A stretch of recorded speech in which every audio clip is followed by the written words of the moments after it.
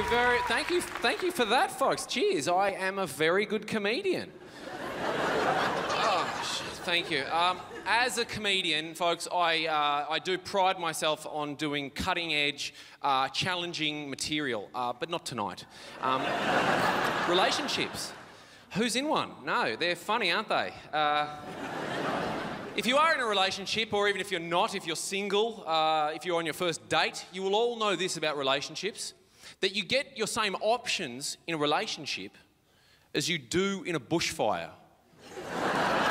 Don't you? That's right, yes, because you can leave early or stay and defend. That's right, isn't it? That's what we do. We stick around, fight it out like a bushfire. It could be the worst decision you've ever made, but it could be the best, so you have to take that chance, don't you? So that's excellent.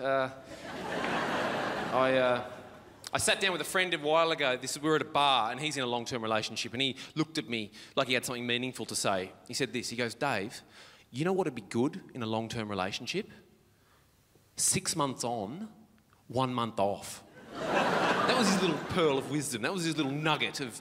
And I don't know if he wanted to sleep with someone else or be with someone else. Maybe he did. He didn't really go on. But then he added eventually, he goes, you know, like oil rig workers. And I thought, that's funny. It's a funny analogy, isn't it? You know, to compare a beautiful, loving, long-term relationship to oil rig working. Like, it's pretty ridiculous. It's not a great analogy either, if you think about it. And I did. If you compare those two things. It's often men that do that work, isn't it? They go out to sea. Blokes, you know, they put in, they work hard. When they come back to the mainland, you know, to have their break, their time off that they deserve and have earned, what they don't do is go and work briefly on other oil rigs. Do they? Or get drunk and accidentally work on an oil rig. Or try and work on 2 oil rigs at once, or find a younger oil rig or an Asian oil rig. Because they're hot, aren't they?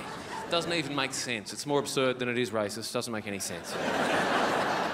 They don't find old oil rigs they used to work on Facebook. Why would they? They don't yearn to work on a new rig without the restrictions of a helmet. That's an obscure one, to be fair. But,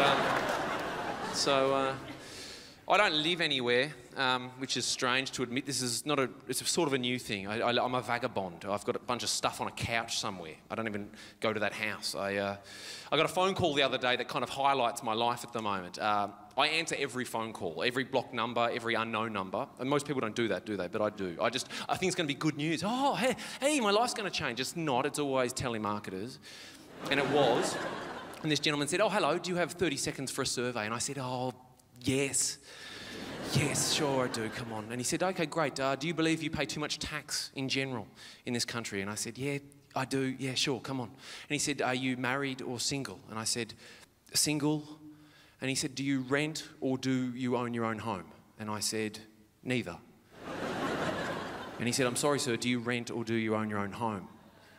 And I said, neither. And he had to get his supervisor.